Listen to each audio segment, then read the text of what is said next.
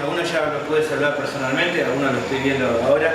La verdad que estoy realmente contento de poder compartir esta reunión junto con ustedes. Y doy gracias al Señor. Bueno, nosotros, como decía Víctor, pertenecemos a la iglesia Pueblo de Dios, Iglesia Cristiana Pueblo de Dios, allí en San Justo, en el Gran Buenos Aires, en la zona oeste. Y damos gracias al Señor, bueno, de poder conocerlos, ¿no? Otros hermanos, que algunos ya lo había visto y algunos lo estoy conociendo ahora, y la verdad que es una gran bendición poder pasar este tiempo junto con ustedes. Y realmente, bueno, les pido sus oraciones. Estamos allí hace ya un poco más de 1 año y medio trabajando allá en aquel lugar donde estamos. Con un grupo de hermanos estamos allí sirviendo al Señor, predicando el Evangelio y pudiendo dar la palabra de Dios, que realmente es un privilegio precioso que el Señor nos da.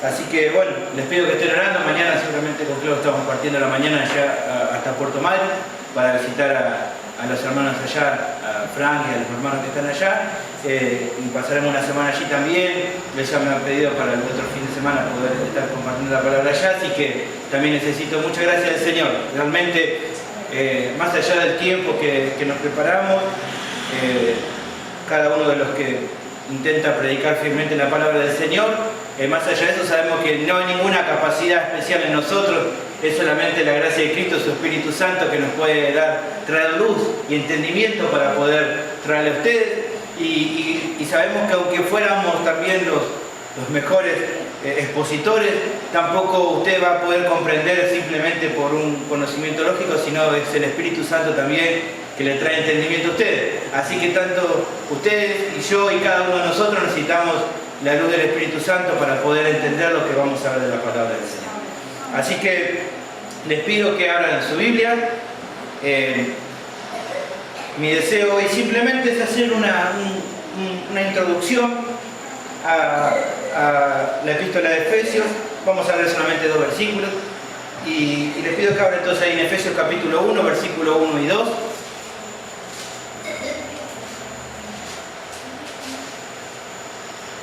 Vamos a leer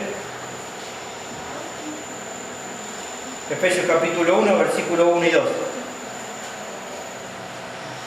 ¿Lo tiene ahí, hermano?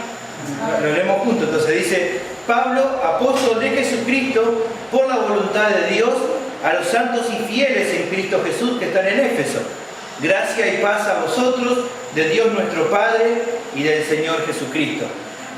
Antes de empezar, pensando justamente en esto de la necesidad que tenemos de que Dios pueda alumbrar nuestro entendimiento, quiero que ustedes me acompañen en esta oración y orar un poquito más y pedir al Señor que realmente nos pueda dar el entendimiento. Estamos en ese sentido con una urgencia y que el predicador entiende que todos los días necesita que el Señor los hable para poder traer la palabra de Dios y poder expresarse y poder hablar todo lo que vamos a hablar. Entonces le pido que ore junto conmigo. Vamos a orar al Señor.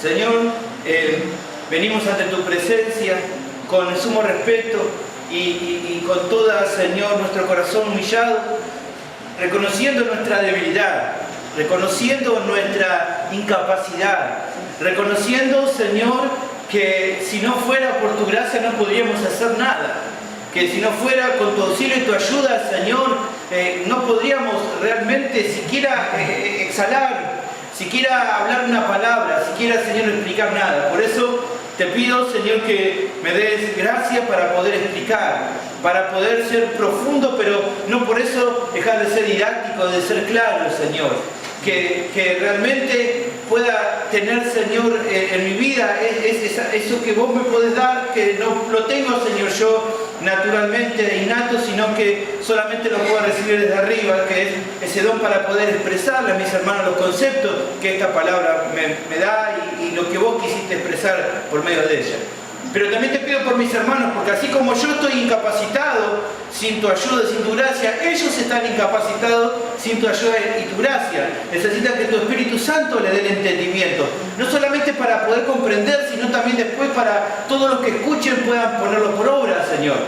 Que realmente, y esta es parte también de mi oración, que ellos no sean, Señor, tan solamente oidores, sino hacedores de tu palabra. Que sean, Señor, realmente aquellos que puedan, al ser expuestos ante tu palabra, que es como un espejo y nos muestra nuestra condición, Señor, prestar realmente atención a ello y poder actuar, Señor, a partir de esta realidad. Señor, guíanos en el tiempo, ayúdanos a ser prudentes, ayúdame a ser prudente en el tiempo y que todo lo que hagamos sea para tu gloria y para la edificación de nuestras vidas. Te doy muchas gracias, Jesús. Amén. Hoy solamente voy a hacer una introducción a esta epístola.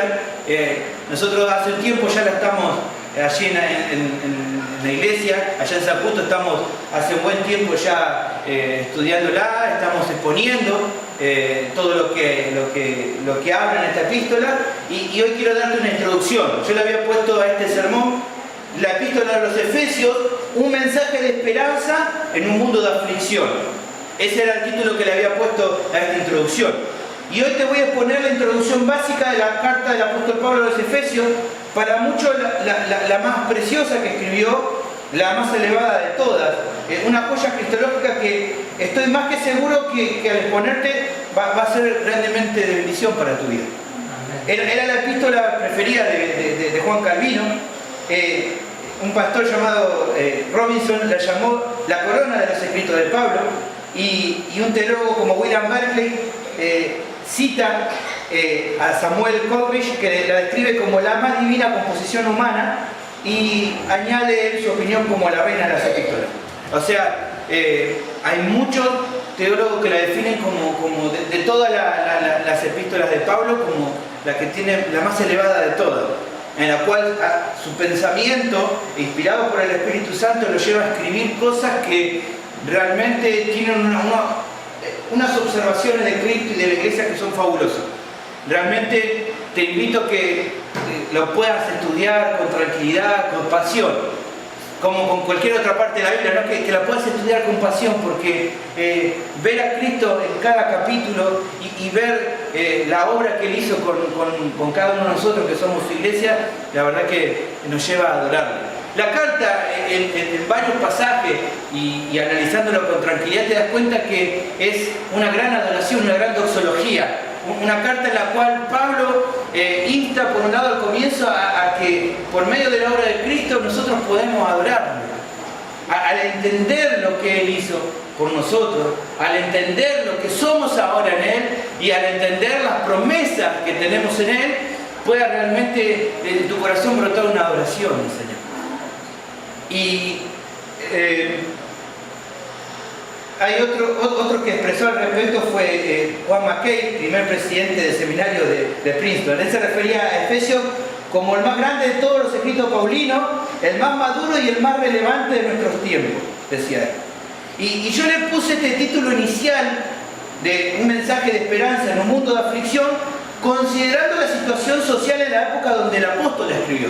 Cuando él escribe y a los que están dirigidos, era una sociedad que, aunque en aquel tiempo no antigua, con unas costumbres diferentes a nosotros, con muchos puntos iguales a la nuestra.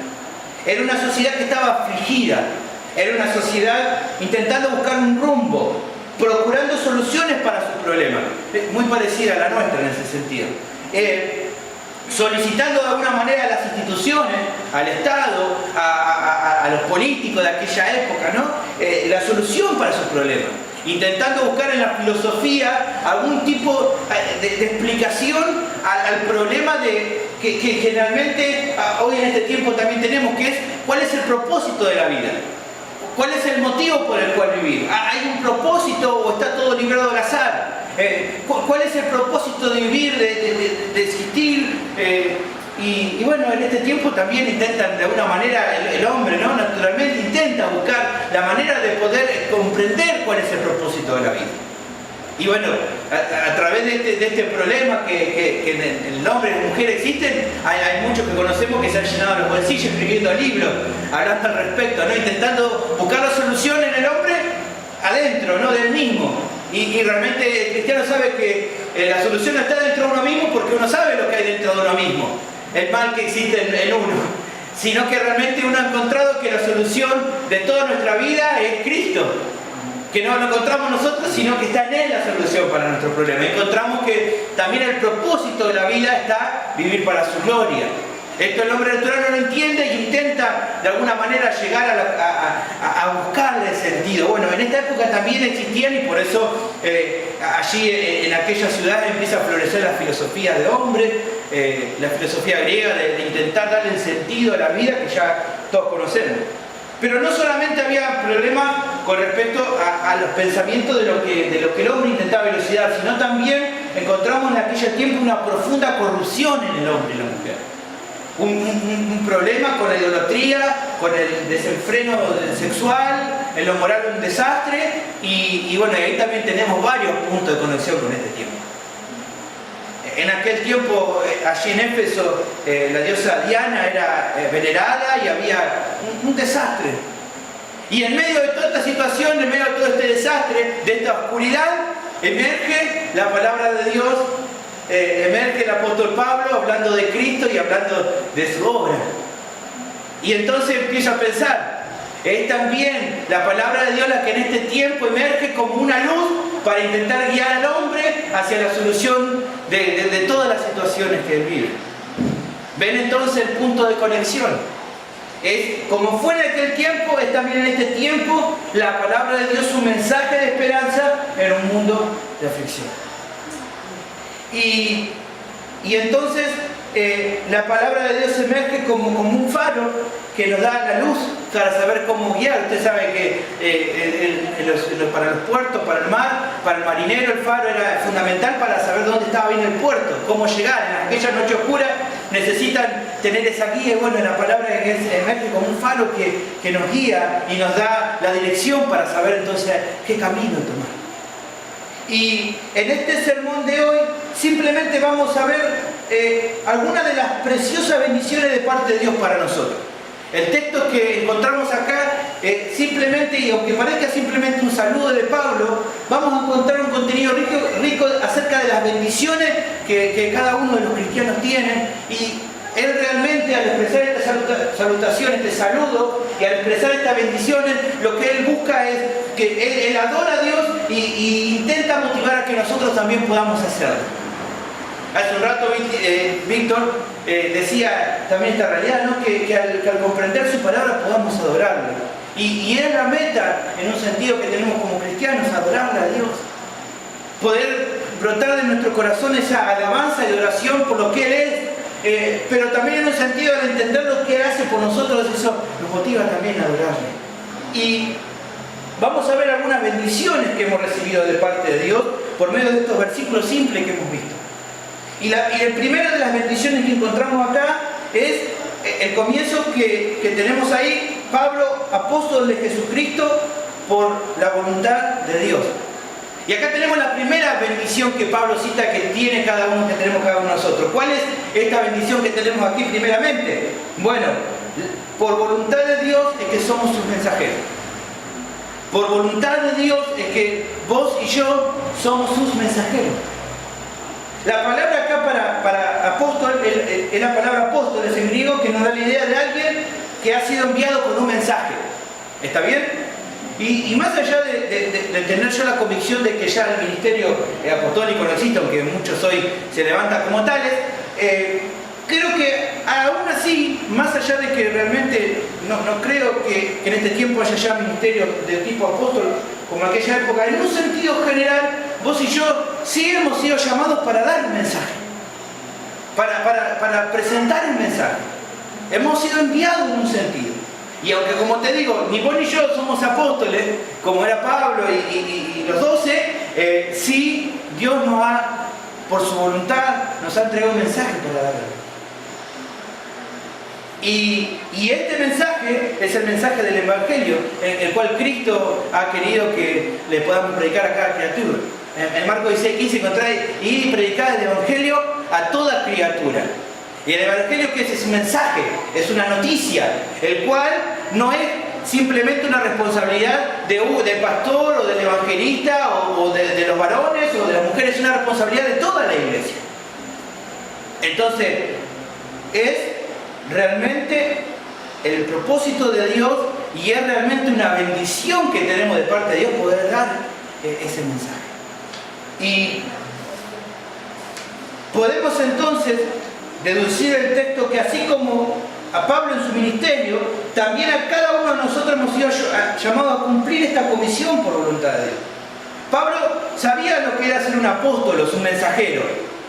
Aún antes, él acá está hablando y diciendo yo soy apóstol de Jesucristo, pero él aún antes de haber sido llamado por Dios, ella sabía lo que era ser un apóstol, un mensajero. ¿Por qué lo sabía? Bueno, en el tiempo de allí cuando él escribe la carta, aún antes de que él se convierta al cristianismo, en el Sanedrín, él participaba, él era un fariseo, había ya una costumbre de que existía lo que era el apóstol, lo que era un mensajero, ¿está bien? Era alguien que era enviado por el Sanedrín para llevar un mensaje, para resolver una situación a un lugar. Pónganle, no sé, existía un problema lejos de cruzar en otra ciudad, bueno, entonces el Sanedrín mandaba a un apóstol, un mensajero, que ante un problema, él tenía que llevar un mensaje y decir, bueno, mire, el Sanedrín dice que con respecto a este problema, la solución tiene que ser esto, esto y esto. ¿Está bien? Y no solamente llevar el mensaje, sino también este mensajero enviado por el cuerpo de los fariseos tenía que verificar que el problema se haya solucionado de la manera en la cual el Sanedrín había hecho que se solucione. Póngale, no sé, venía de tal lugar y decía, mire, acá lo que Sanedrín dice es que los hermanos se tienen que poner de acuerdo, de esta manera, así, así, así. Bueno, el apóstol, el mensajero, se quedaba para también verificar que aquello se cumpliera. Entonces, él, aún antes de que sea llamado por Dios para el ministerio, ya sabía lo que era llevar un mensaje. Sabía que la importancia del mensaje no estaba en el mensajero, sino en la autoridad que se le había conferido al mensajero. Y la autoridad no era de parte del mensajero. El mensajero decía, bueno, yo vengo a hablar de parte de mí. En eso no había poder, sino que el poder del mensaje que se daba estaba en decir, yo vengo a hablar de parte de tal. Y pensando en esto, entonces empiezo a recordar y empiezo a pensar en cómo Dios nos llama a mandar el mensaje. Y realmente nos damos cuenta que nosotros como mensajeros no tenemos ningún poder fuera de saber y entender que el poder de nuestro mensaje está en aquel que nos dio la autoridad para darlo. ¿Y quién fue el que nos dio esta autoridad para llevar el mensaje? ¡Cristo! Por eso nuestro mensaje tiene poder. Porque hemos sido comentados por aquel en el cual, como vemos en Mateo 28, toda potestad me ha sido dada en el cielo y la tierra. Por tanto, id y lleven el mensaje. Prediquen el Evangelio. Prediquen mi palabra. Prediquen y realmente vayan. ¿Por qué? Porque toda autoridad me ha sido dada a mí. Entonces el mensajero está tranquilo y tiene plena confianza. ¿Por qué? Porque el poder no está en él mismo, sino en aquel que se lo confirió al mensaje. ¿Puede entender esto? Entonces Pablo estaba tranquilo. Que la autoridad del mensaje no estaba en él, sino en aquel que le había delegado la autoridad. Cuando vos repasás entonces Mateo 28, encontrás eso justamente. Y se acercó Jesús y le dijo, toda potestad me da en el cielo y en la tierra. Por tanto, id y hagan discípulos a todas las naciones y enséñenle que guarden todas las cosas que yo mandé. O sea, lo que yo les enseñé, ese mensaje vayan y llévense a las personas. ¿Por qué? Porque yo los mando. Empiezo a pensar rápidamente, ¿no? En cómo la palabra de Dios tiene autoridad, porque es el mismo el que la habla, ¿no? Y entonces empiezo a recordar, ¿se acuerdan cuando los discípulos Jesús les manda a decir, bueno, preparen la casa en tal lugar? O cuando Él le dice, vayan y a tal ciudad y busquen un pollino que tienen que ir, y si a uno le pregunta, ¿quién lo agarra? Y dice, no, el Señor me mandó a buscarlo. Y si el Señor manda a hacerlo, quédate tranquilo porque Él te va a respaldar. Él va a estar con vos. Si Él te mandó a hacerlo, es un hombre que está en juego. y Él te va a respaldar. ¿Está bien? Entonces, predicar el Evangelio sabemos que el poder está en Él, no en nosotros. ¿Y qué implica que sea por voluntad de Dios? Estamos diciendo, bueno, yo, dice Pablo, soy un mensajero, soy un apóstol, por voluntad de Dios, dice. Soy un mensajero de Cristo, soy un apóstol de Jesucristo, por voluntad de Dios. ¿Qué quiere decir que sea por voluntad de Dios? Bueno, lo que implica que sea por voluntad de Dios, por un lado, nos da tranquilidad.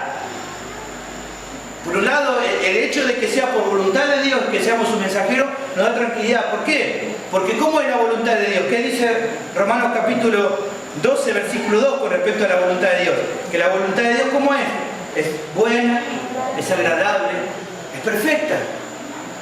Entonces nos da tranquilidad saber que su voluntad es buena, que si Él te mandó, que si ha sido por su voluntad, sabes que Él no te va a mandar al azar, que no te va a mandar a que bueno, si sale, sale, o bueno, tal vez Dios no programó bien las cosas y se le salieron de carril. No, la voluntad de Dios es buena, es perfecta, es agradable.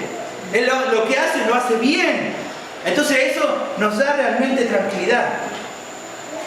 Se dice que una buena mujer que al caer enferma le preguntaron si quería morir o vivir, ella contestó lo que Dios quiera. Ella estaba por morir. Y alguna dijo, bueno, ¿qué preferís vos? ¿Vivir o morir? Ella dijo, bueno, que sea lo que Dios quiera. Y la persona que le preguntaba le decía, bueno, pero si Dios te dejara a tu voluntad para decidir, ¿qué sería lo que vos vas a escoger? Y esta mujer tan piadosa dijo, oh, si Dios me dejara a mí escoger, yo lo volvería a dejar a Él decidir. Qué realidad, ¿no? Si yo tuviera la posibilidad de decidir qué decisión tomar, dejaría que Él la tomara. Porque su voluntad es perfecta, es buena, es agradable. Él hace las cosas bien. Y realmente muchas veces nos ahorraríamos muchos dolores de cabeza si dejáramos que Él tomara la decisión y no fuéramos nosotros. Por lo tanto, que sea por voluntad de Dios nos da tranquilidad. Que sea por voluntad de Dios también nos ayuda a esperar el tiempo indicado para hablar. No solamente nos da tranquilidad, sino saber esperar el momento, saber cuándo estoy realmente preparado, saber cuándo es el tiempo. Mirá, Pablo fue un excelente mensajero, tal vez uno de los mejores, si no, tal vez mejor, ¿no? Pero él sabía y realmente para hacerlo necesitó tiempo para prepararse, para ser ese mensajero que todos después conocimos. No se hizo de un día para otro un buen mensajero. Vos vas a ver ahí en Gálatas capítulo 1, versículo 15 al 18, él cuenta un poco sobre cómo fue que él llegó a ser un buen mensajero. Y fíjate lo que dice. Gálatas 1, 15 y 18 dice: pero cuando agradó a Dios, que me apartó desde el vientre de mi madre y me llamó por su gracia, revelar a su Hijo en mí, para que yo le predicase entre los gentiles. O sea, está hablando ahí de su conversión, ¿se acuerdan? Allí camino a Damasco, está diciendo, cuando Dios determinó el momento preciso para salvarme, cuando Él se revela a mí y Él me dice de que me va a usar para predicar el Evangelio, ahora, dice, ¿qué dice? Salí, bueno, como Él me dijo que ahora predique, salgo ahora a predicar el Evangelio. No, ¿qué dice el versículo? Dice, no consulté enseguida con carne y sangre, ni subí a Jerusalén a los que eran apóstoles antes que yo, sino que fui a Arabia y volví de nuevo a Damasco. ¿Ves? Él no puede decir, bueno, ya me llamó el Señor, entonces voy a ir hasta Jerusalén y decirle, bueno, muchachos, acá estoy. Dios me dijo de que me va a usar, así que dígame a ver qué tengo que hacer. No, él sí que volvió, que estuvo Arabia y estuvo después Damasco. Y después, pasados 3 años, en el cual Dios lo fue preparando, subí a Jerusalén para ver a Pedro y permanecí con él 15 días. Después de un tiempo en el cual Dios necesitaba tratar con Pablo, con aquel Saulo de Tarso tan duro, después de esos 3 años de preparación, entonces él recién ahí va a hablar con Pedro. Y fíjense que el relato de ahí, no sé si los que tienen por ahí marcadito en la Biblia, les marca que el relato continúa luego en Hechos 9, 28 al 30. después de esperar 3 años para ir madurando, para ir aprendiendo, para ir él madurando como buen mensajero, recién ahí va a hablar con Pedro. ¿Y qué dice? Versículo 26. Cuando llegó a Jerusalén, ¿ves lo que él relata? Después de estar 3 años, entonces él va a Jerusalén, trataba de juntarse con los discípulos, pero todos le tenían miedo, no creyendo que fuese discípulo. Habían pasado 3 años ya, pero acuérdense que no es como hoy que tenemos las redes sociales, de un día para otro, ¿viste? Decimos, bueno, yo soy reformado, acá tengo la... No había nada de eso, y para ellos seguía siendo el perseguidor, entonces le tenían desconfianza todavía. ¿Y qué dice? Entonces Bernabé, tomándolo, lo trajo a los apóstoles y le contó cómo Saulo había visto en el camino al Señor, el cual había hablado, y cómo en Damasco había hablado valerosamente en el nombre de Jesús. Y estando con ellos en Jerusalén, y entraba ese día, y hablaba denodadamente en el nombre del Señor Jesús, y disputaba con los griegos, pero estos procuraban matarle. Cuando supieron esto los hermanos, lo llevaron hasta Cesarea y lo enviaron a Tarso. Y dice, la historia cuenta que ahí también estuvo un tiempo él, preparándose. Algunas veces que en Tarso recibió varias de las revelaciones que luego escribe. Pero, como sea, vemos que, de una u otra manera, vemos que es un proceso. Hay un proceso. Que a veces uno quiere intentar saltearlo, pero que la voluntad de Dios nos muestra de que lleva tiempo. ¿Y qué te dice el siguiente versículo? Y este es importante entenderlo. Fíjense, el 31 dice, entonces las iglesias tenían paz por toda Judea, Galilea y Samaria, y eran edificadas, andando en el temor del Señor, y se acrecentaban fortalecidos por el Espíritu Santo. ¿Qué te da a entender esto? Pablo había entendido que Dios lo había apartado con un ministerio muy grande, que él iba a tener una responsabilidad muy grande con la iglesia de Cristo. Pero así todo, sí que todavía el ministerio de Pablo tomara tanto auge, la iglesia igual funcionaba. ¿Ven que dice? La iglesia crecía. Pablo no estaba allí, él lo mandan a Tarso, pero en Judea, en Samaria, la iglesia estaban creciendo. ¿Esto de qué te habla? De que seas Víctor, seas Sergio, seas Pablo, ninguno de nosotros es imprescindible. El único imprescindible es el Señor. Y por más que tal vez Pablo decía, bueno, Dios me dio este llamado y yo ya estoy preparado, tengo que sí o sí trabajar porque si no la obra no va a crecer. No. Dios no necesita de ninguno de nosotros para hacer su obra. Él usa y hace como Él quiere. Entonces este versículo que te da la idea de entender que sí, Pablo tenía un ministerio grande y precioso de Dios, pero todavía no era el tiempo. Y estando Pablo o no estando, la obra de Dios crecía igual. Porque es su iglesia, no era la iglesia de Pablo, no era la iglesia de los apóstoles, no es la iglesia de Cristo. Él la compró y Él la sustenta. Y pasaron los años, los apóstoles murieron, Pablo murió, y la iglesia hoy, 2000 años después, sigue firme. ¿Por qué? Porque es la iglesia de Cristo. Y Él es el que la protege. Entonces esto también nos da tranquilidad a aquellos que se están preparando para el día de mañana el ministerio. Realmente confiar en el tiempo del Señor. A veces dice, pero hay tanta necesidad, sí, hay tantas necesidades. Pero esperar tiempo para estar desarrollado, para poder suplir estas necesidades. Preparar, crecer en el Señor, y cuando sea el tiempo Él te va a usar. Pero hay montones de cosas, sí, que tranquilo, Él no necesita de nosotros Él lo hace como Él quiere y con el que Él quiere. Pero realmente confiamos de que a su tiempo Él, cuando estemos realmente preparados, entender que por voluntad Él nos da tranquilidad y nos da para ayudar a esperar el tiempo. Cuando Pablo le dice después a Timoteo el requisito de los obispos, ¿no? de los ancianos en 1 Timoteo 3, que le dice que no sea un neófito, que no sea alguien que simplemente, bueno, ya arrancó con ganas de servir a Dios y lo ponemos en el ministerio. No, que no sea un neófito. La palabra neófito dice, da la idea ahí de una rama verde que cuando vos la querés prender, ¿qué pasa con la rama verde? Larga humo, pero no se prende. ¿Por qué? Porque todavía tiene que desarrollarse más. Bueno, esta es la misma idea. No solamente una madurez escritural, Yo conozco personas que leen un montón de libros cristianos, un montón de buenos libros, pero eso todavía no lo ha desarrollado en su madurez espiritual. Eso requiere tiempo. Lleva tiempo, lleva un proceso en el cual todas esas verdades que vas aprendiendo se apliquen a tu vida, primeramente. Y qué importante entonces ir aprendiendo, ir sometiéndote a tus pastores, ir aprendiendo de ellos. ¿Por qué? Porque todo eso te va a ir desarrollando a vos para que entonces el día de mañana Dios te pueda usar. También nos da confianza el hecho de que sea por voluntad de Dios, sabiendo que pase lo que pase, Dios tiene el control de todas las situaciones de toda nuestra vida. El saber que es por voluntad de Dios también nos da tranquilidad, nos da confianza. Sabemos de que pase lo que pase en tu vida, Él siempre tiene el control. ¿Qué dice el Señor Jesús? ¿Qué le decía a sus discípulos? En el mundo van a tener aflicción, pero confíen, porque yo vencí al mundo.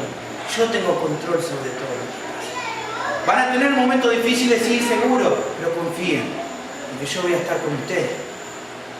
¿Ven? Y que sea por voluntad de Dios también nos hace humildes. Indefectiblemente, por último, nos hace humildes. Pablo se refería a sí mismo como apóstol, pero no con jactancia, sino contándolo como un privilegio de ser un mensajero al mando de Jesús. ¿Se acuerdan cuando él en 1 Corintios 15 dice que realmente yo soy apóstol, soy lo que soy por gracia de Dios? He trabajado más que todos los apóstoles, pero no yo, sino la gracia de Dios en mí. Un hombre que era humilde, que realmente sus obras y sus frutos estaban en evidencia, pero él dice, todo lo que pude hacer fue por gracia de Dios. Y realmente cuando comprendemos que es por su voluntad, esto rompe nuestro orgullo. Nos hace dar cuenta que no hay ninguna jactancia en nosotros, sino que todo es mérito de Dios. Y entonces, realmente la primera de las bendiciones que tenemos es realmente entender que es por su voluntad, y eso nos lleva a adorarle a Él. Y al entender entonces que se trata que es por su voluntad, entonces podemos entender todas estas cosas. Nos da tranquilidad, nos ayuda a esperar el tiempo, nos da confianza y nos hace humildes. Pero veamos otra de las bendiciones que tenemos. ¿Qué te parece si seguimos? Vamos a ayudar con el tiempo, que no se nos pase. Dice también la palabra del Señor: Pablo, apóstol de Jesucristo por la voluntad de Dios, ya vimos las primeras bendiciones, a los santos y fieles en Cristo Jesús que están en Éfeso. La segunda bendición que tenemos, que Pablo acá cita, es que por medio de Cristo somos hallados delante de Dios santos y fieles. ¿Ves cómo los nombra? Santos y fieles. Esto quiere decir que todo cristiano es considerado santo porque ha sido apartado y hecho santo por medio de la justicia perfecta de Cristo que ha sido contada en su favor. ¿Está bien? Esto está hablando de nuestra justificación, que por medio de la justicia de Cristo imputada en nosotros es que ahora somos su pueblo, hemos sido apartados. Es la obra que Cristo ha hecho en nuestras vidas. Es la obra de que al que no conoció pecado por nosotros lo hizo pecado para que nosotros fuésemos hechos justicia de Dios en Él. 2 Corintios 5, 21. Esa es la obra que nos ha llamado Él. Él nos ha hecho santos para Él. Nos ha apartado por medio de la obra de Cristo. Y bajo la idea de fieles se considera a cada creyente que ha confiado en Cristo Jesús como su Señor y Salvador. En conclusión, es la justicia perfecta de Cristo lo que establece a todo creyente como uno de los santos de Dios, que le son fieles por medio de la fe que salva. ¿Qué es lo que está diciendo esto? La relación que hay entre las dos cosas. Santos y fieles. ¿Santos por qué? Porque fueron apartados por Dios. ¿Fieles por qué? Porque creyeron con fe en Jesucristo para salvación. Todos fieles es la misma palabra que podemos entender como creyentes. Aquellos que han creído en Cristo como su Salvador para salvación. Y esos que han creído en Él, que han creído en Cristo para salvación, son los santos. Es el pueblo que han escogido para sí mismo. Y tanto Pablo y Pedro ilustran esta idea de aquellos que han sido apartados, de aquellos que por obra de Cristo son los santos y fieles. Y ellos lo nombran, los dos, Pablo y Pedro, en diferentes ocasiones. En Pedro, vas a ver cómo él en 1 Pedro 2.9 dice: ustedes son linaje escogido, gran sacerdocio, nación santa, pueblo adquirido por Dios. ¿Ves? Un pueblo separado, un pueblo santo, una nación santa. Y en Pablo también vas a encontrar lo mismo. Vas a encontrar que él a Tito le dice exactamente lo mismo. Fíjate cómo lo nombra. Quien se dio a sí mismo por nosotros para redimirnos de toda iniquidad y purificar para sí un pueblo propio. ¿Ven? Es la idea de lo que Cristo ha hecho por nosotros. Nos ha hecho su pueblo, nos ha separado, ha hecho un pueblo especial. ¿Para qué? Bueno, en 1 Pedro decía, ¿para qué? Para anunciar las virtudes de aquel que nos llamó de la tiniebla a su luz admirable.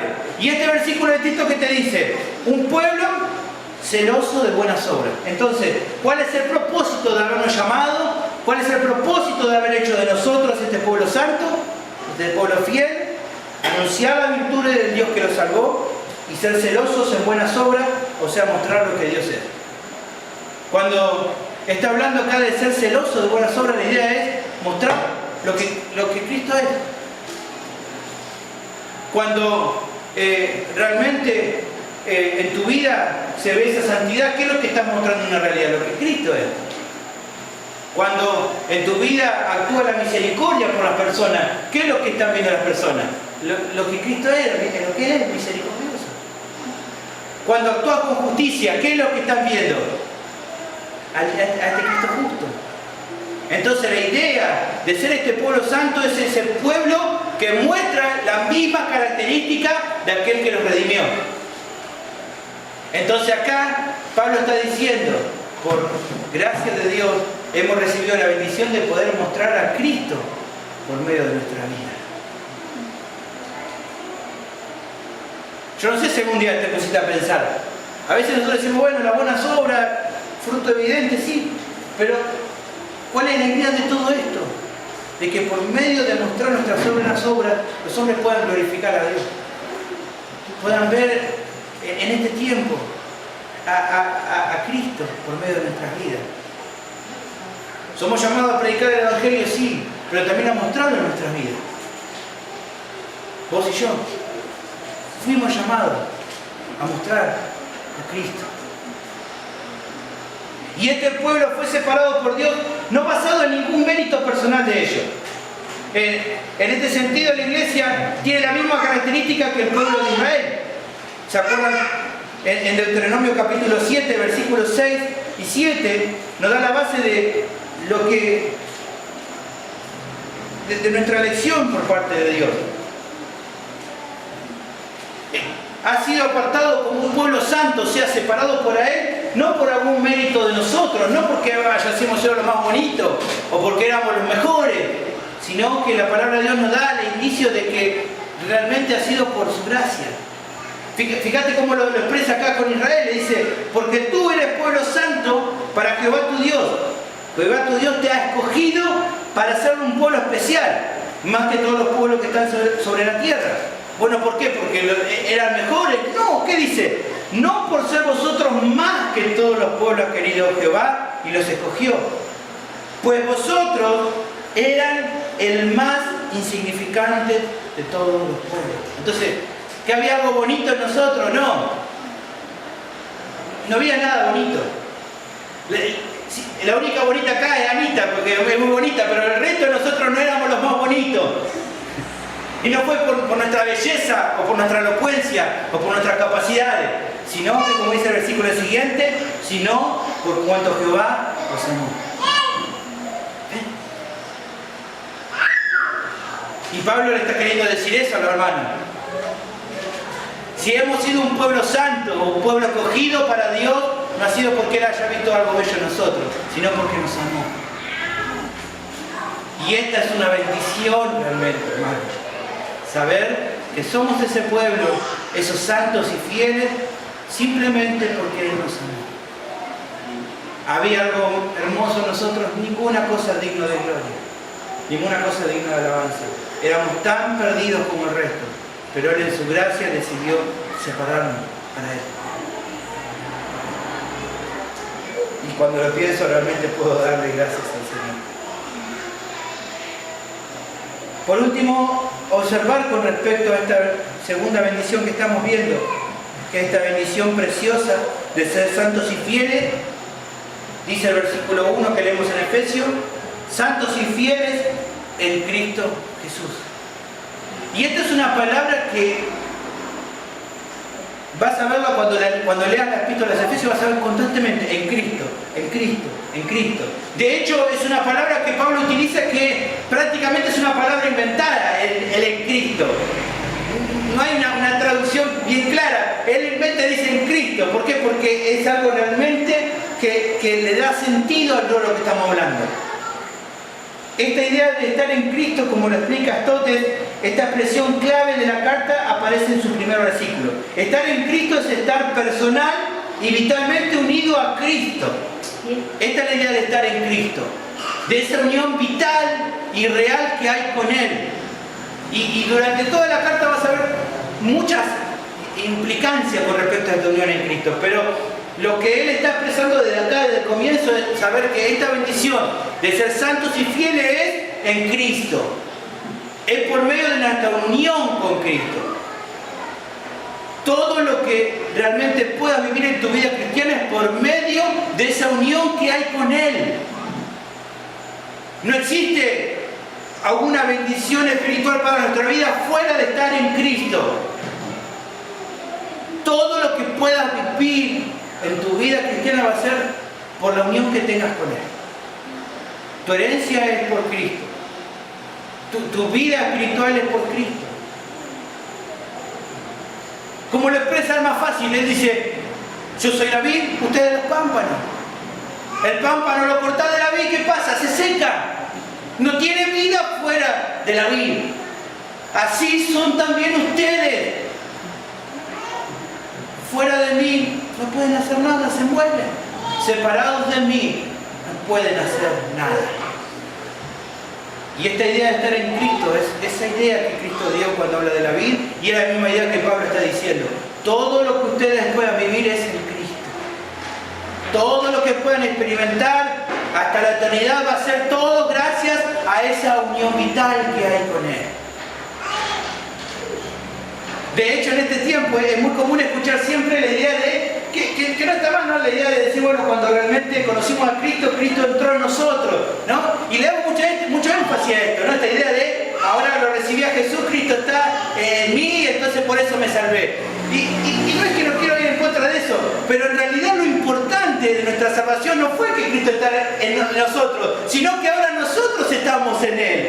Eso es lo precioso de esta unión que hemos tenido. No tanto que nosotros pensemos que Él ahora está en nosotros, sino saber que ahora nosotros estamos unidos a Él.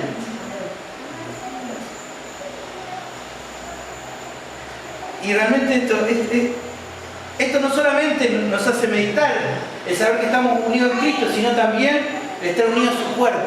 Algunas personas dicen, bueno, yo estoy unido a Cristo, pero no pertenezco a ninguna iglesia local. Y eso es una locura.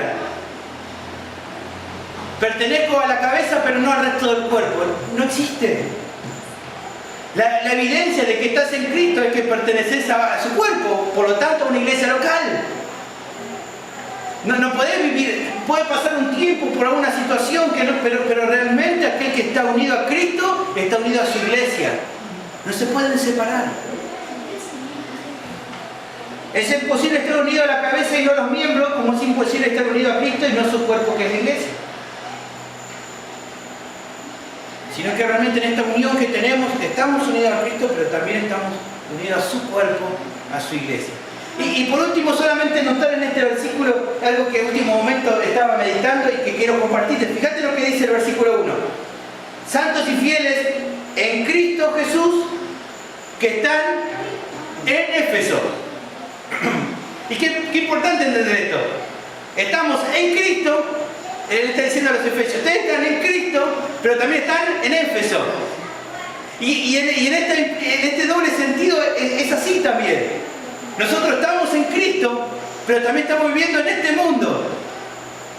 Y qué importante entender este balance, porque hay muchos que dicen, yo estoy viviendo en Cristo y me aparto del mundo, me salgo de todo esto y qué mal que está eso. Porque sabemos que estamos llamados a predicarle a este mundo. Y en este desbalance también hay otros que por otro lado viven mucho en este mundo y no viven nada en Cristo. Por lo tanto andan de acuerdo a este mundo. Y no, el cristiano vive en Cristo, él pertenece a otro reino, pero camina y transita por este mundo. Y como camina y transita por este mundo, él tiene que relacionarse y predicarle el Evangelio a este mundo. Mostrarle a este mundo lo que somos ahora en este nuevo reino que vivimos. Por eso ven en esta paradoja, ¿no? De estar en Cristo, pero también estar, no sé, en Bahía Blanca. Y como estás en Bahía Blanca, predicarse el Evangelio en Bahía Blanca. Y mostrarse a Cristo a las personas en Bahía Blanca. Y Pablo le decía esto a los hermanos: ustedes están en Cristo y están en Éfeso, mostrando las virtudes de aquel que los llamó de las tinieblas a la luz admirable. Por último, para terminar, la última de las bendiciones. Ya vimos dos. Dijimos entonces la primera bendición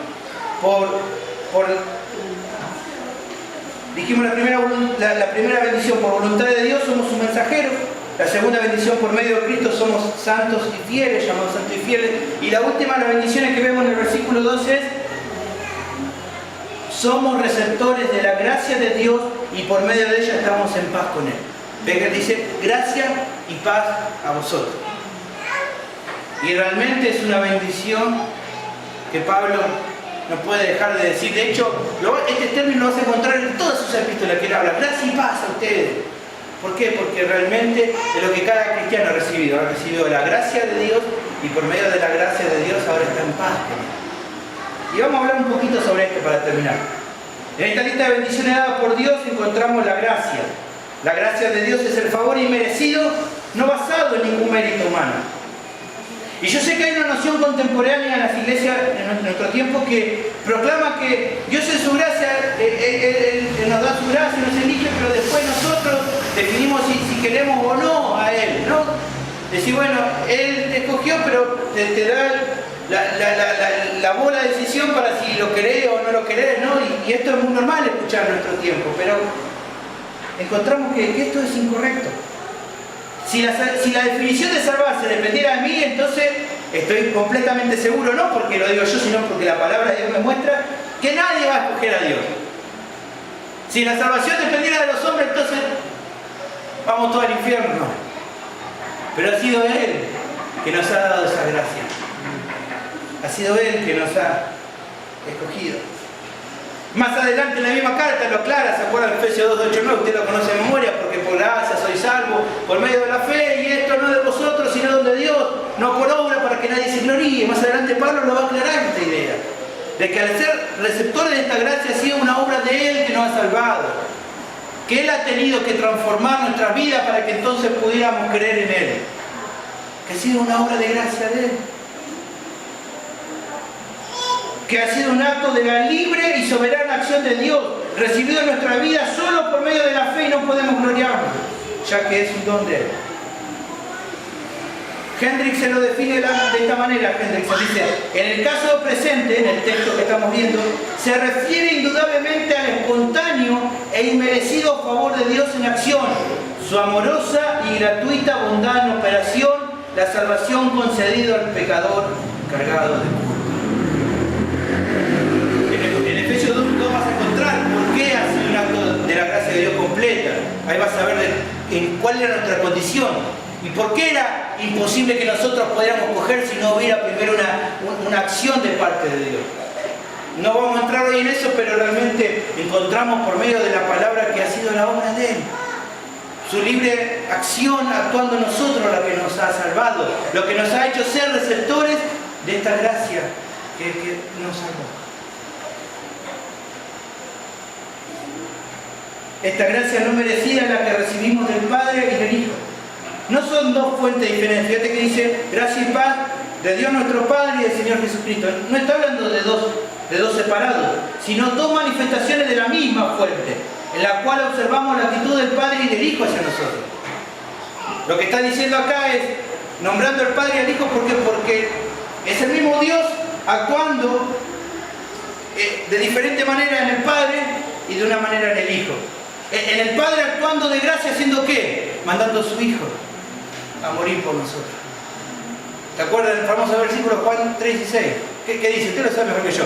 De tal manera amó Dios al mundo, ahí está hablando del amor del Padre, que envió a su Hijo unigénito. ¿Ven? La actitud del Padre, que de gracia manda a su Hijo a morir por nosotros. Pero también vemos la actitud de gracia del Hijo, que ¿qué hace? ¿Qué es lo que dice? En Romanos 5:8, también por eso tenemos de memoria. Mas Dios muestra su amor para con nosotros en que, siendo aún pecadores, Cristo, el Hijo, murió por nosotros. ¿Ven? Dos manifestaciones de gracia. Del Padre mandando a su Hijo a morir. Del Hijo dando su vida por nosotros. El Padre y el Hijo poniéndose de acuerdo en hacer una obra redentora por nosotros. En esa obra redentora por gracia, el Padre decide mandar al Hijo. El Hijo acepta esto y viene a dar su vida por nosotros. Esto es lo que Pablo está diciendo. La gracia de nuestro Padre y del Señor Jesucristo, de su Hijo. Los dos actuando a nuestro favor. De diferente manera, pero mostrando la misma manifestación de un Dios amoroso que nos ha salvado simplemente por su gracia. Porque nos ama. Dice el teólogo Schaffer, la gracia no equivale a tratar a una persona de acuerdo a sus méritos o mejor de lo que merece, sino que equivale al trato misericordioso sin la más mínima referencia a su merecimiento. No es por algún mérito que hayamos hecho, sino por medio de su gracia. Y por medio de esa gracia brota como un torrente la paz de Dios para nuestras vidas. Debido a que tenemos gracia de Dios, entonces logramos ¿qué cosa? Tener paz con Dios. Y este es un versículo que es el que siempre utilizamos para dar a entender esto. La gracia actúa entonces en que podemos tener paz con Dios. Justificados, Romanos 5:1. Justificados pues por la fe, tenemos paz para con Dios. ¿Ven? Su obra de gracia ha hecho que ahora entonces podamos tener paz con Dios. Nosotros que éramos sus enemigos, nosotros que le habíamos dado vuelta a la espalda, nosotros que si hubiéramos estado en el lugar de aquellos judíos también hubiéramos dicho crucifíquenle, somos los que ahora hemos alcanzado la gracia de Dios y ahora somos sus amigos. Y ahora nos considera que estamos en paz por medio de esa obra salvadora. Esta idea de paz es un saludo característico. El judío llama shalom, paz. Y era algo que Pablo acostumbraba a utilizar. Y Pablo la utiliza constantemente en sus epístolas. Ambas expresiones juntas. Vas a verla ahí en varios lados, en Romanos, en 1 Corintios, utiliza paz, gracia y paz hacia vosotros. ¿Y por qué entonces tanto utiliza esto, gracia y paz? Bueno, porque podemos notar en el apóstol el profundo regocijo que hay en él y el que debe haber en cada cristiano a recordar la gracia y paz que Dios nos da. Pablo, al decir gracia y paz a vosotros, ¿saben de qué estaba pensando? En esa gracia y paz que había actuado en él. Al pensar y recordar en la gracia y paz, él estaba viendo, como él dice, Cristo Jesús vino a salvar a los pecadores, de los cuales yo soy el primero. Él quería hacerte recordar a los efesios, a los corintios, a los romanos y a vos y a mí, que esa gracia y paz que actúa en él es la misma que actúa en cada uno de nosotros. ¿Y para qué entonces recordarlo? Para que así como a él le provocaba gozo recordar la obra que Cristo había hecho, nosotros también puede hacer un recordatorio. ¿Un recordatorio en qué momento? Por ejemplo, lo que hicimos hace un ratito en la cena del Señor. Recordar que Él fue propicio hacia nosotros, que por medio de su obra alcanzamos, por su obra de gracia alcanzamos la paz con Él. Y Pablo lo decía constantemente, y que puede hacer algo que cada uno de nosotros esté constantemente. Ese regocijo de saber de que su gracia y paz ha reposado en nosotros. Es mi deseo entonces que al volver a meditar en estas bendiciones que Dios nos ha dado, haya en nosotros un espíritu de alabanza y oración a Dios por todas las cosas que en su gracia Él nos entregó. Y hay tres conceptos potentes que después vas a ver todo el tiempo acá hablando, que es Dios, gracia y iglesia. Todo Efesios va a ver todo como Pablo explaya, ¿no? Y habla de Dios, de su gracia y de su cuerpo a la iglesia. Acá en estos dos versículos concentrar todo lo que vas a ver después en la epístola, pero simplemente para terminar, recordar y realmente poder adorarle a Él, decirle, realmente entender que hemos sido muy favorecidos, que realmente es algo que el mundo no puede entender, y que sea realmente lo que nos lleve a... Y realmente me tocaba, mi corazón se estremecía, ¿no?, cuando leía y cuando cantaba ese himno que cantamos con ustedes, de este hermano, no me acuerdo el apellido, ¿cómo era que se llamaba? Lite. Como él expresar, ¿no?, esa alabanza de adoración, aún en la circunstancia difícil. Porque cuando realmente estamos todos alegres, cuando está todo bien, cuando la verdad que está todo joya, ¿quién no canta? Pero realmente en los momentos difíciles, ahí cuesta adorarlo, cantar. Pero es en ese momento difícil, en esa circunstancia difícil, cuando empezamos a recordar lo que Él ha hecho por nosotros. Las cosas preciosas que nos ha dado. Y entonces yo pensaba, ¿no?, en este hermano que aún en circunstancias difíciles podía adorar a Dios. ¿Por qué? Porque él había visto y no se olvidaba lo que Cristo había hecho por él. Saber que muchas veces a nuestra puerta vienen circunstancias difíciles, enfermedades, persecuciones, escasez, tal vez hasta la muerte, pero estar confiado de saber que su gracia y su paz nos van a seguir toda la vida. Y saber que realmente, como dice también Pablo en Romanos 8, nada nos puede separar del Señor. Entonces, al recordar todas estas situaciones que podemos adorarle, aún en los momentos más difíciles de nuestra vida. Tal vez alguien esté hoy pasando un momento difícil en su vida, una circunstancia complicada, pero entonces recordamos su amor y eso nos da paz, nos da tranquilidad y podemos adorarle en la peor de las situaciones. Esto era lo que quería transmitirte en esta noche y bueno, espero que haya sido de bendición para tu vida. Que Dios te bendiga. ¿Te parece? ¿Oramos? Bueno, vamos a orar entonces para culminar con esto y te invito a que puedas adorar al Señor. Que en este momento difícil que capaz que alguno de ustedes está viviendo pueda recordar la obra de Cristo, cómo te ha salvado y saber que haberlo conocido a Él fue el tesoro más grande que puedes tener. Vamos a orar al Señor. Señor, te damos muchas gracias por esta preciosa momento que pude compartir con mis hermanos, exponerles con respecto a las bendiciones que hemos recibido en vos. Nos has dado el privilegio de, por tu voluntad, ser tus mensajeros. Por medio de tu obra nos llamás ahora fieles y santos. Nos llamás tu pueblo ahora. Ahora somos tu pueblo, Señor. Y realmente hemos recibido la bendición de ser receptores de tu gracia y de tu paz, Señor. Sé que tal vez alguno de mis hermanos esté pasando un momento difícil en su vida. No sé, yo no los conozco. Pues sí, Señor, los conocés, está todo el tiempo con nosotros. Pero espero y deseo que estas palabras que hoy puedo traído haya sido de fortaleza para mis hermanos. Que al recordar las bendiciones que hemos recibido, podamos adorarte como este hermano Elite, aún en lo más difícil de nuestras condiciones. De hecho, son justamente estos momentos difíciles cuando más se desarrolla, Señor, nuestra vida. Cuanto más precioso vas trabajando y cuanto más te vemos, Señor.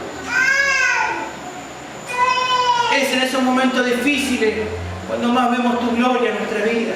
Más vemos tus manos actuando y tu gracia, Señor, que nos sostiene en los momentos más complicados, Señor. Porque la realidad es que tu gracia no solamente todo el día que nos salvaste, sino que realmente tu gracia es experimentada en el creyente cada día de nuestra vida. Cada día, Señor. Cada día, Señor. Sé que a veces, Señor, como Pablo, queremos orar y decir, pedir que este aguijón tal vez que estamos viviendo se nos vaya, pero tal vez, Señor, tu respuesta es que mi gracia te baste en este momento difícil.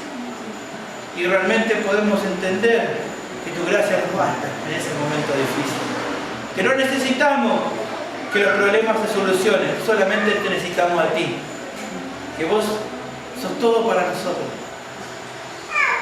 Que encontrarte ha sido lo más precioso y que realmente podemos confiar en los momentos difíciles, sabiendo de que nada nos puede separar de tu amor, sabiendo que no ha sido por nuestros méritos y que nunca será por nuestros méritos, sino que es por tu gracia con que nos amaste.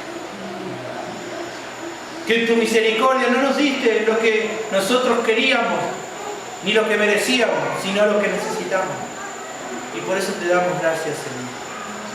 Que estas palabras sean de fortaleza para los corazones de mis hermanos y le ayude, Señor, a seguir caminando y transitando en esta vida cristiana, sabiendo, Señor, de que son de otro reino, pero mientras caminan van a mostrar, Señor, lo que vos sos a este mundo, porque este mundo necesita conocerte. Y vos has puesto a tu iglesia en este tiempo para que muestre lo que sos vos realmente, Señor. Para que también alguno que tal vez está preparando y que tal vez quiera apurarse pueda esperar y confiar, Señor, y cada día seguir creciendo hasta el tiempo que vos señalado lo uses para tu gloria. Señor, por último quiero orar por todos mis hermanos acá en Bahía Blanca. Ellos están trayendo tu mensaje y ese mensaje es una luz de esperanza en esta ciudad que está siendo afligida, Señor, por no conocerte. Y tal vez la corrupción y el pecado abundan, pero aún en esta situación, Señor, somos la luz que resplandece, somos la sal de esta tierra, que muestra lo diferente, que muestra, Señor, lo que somos. Ayuda a mis hermanos a seguir mostrándose, a seguir predicando el Evangelio, a, Señor, seguir resistiendo y mostrando, Señor, tu gloria, para que entonces esta ciudad pueda creer y muchos puedan, Señor, correr hacia vos. Te doy muchas gracias, Señor. Que vos bendiga a Víctor, a José y a cada uno de mis hermanos de este lugar. Muchas gracias, Cristo. Amén.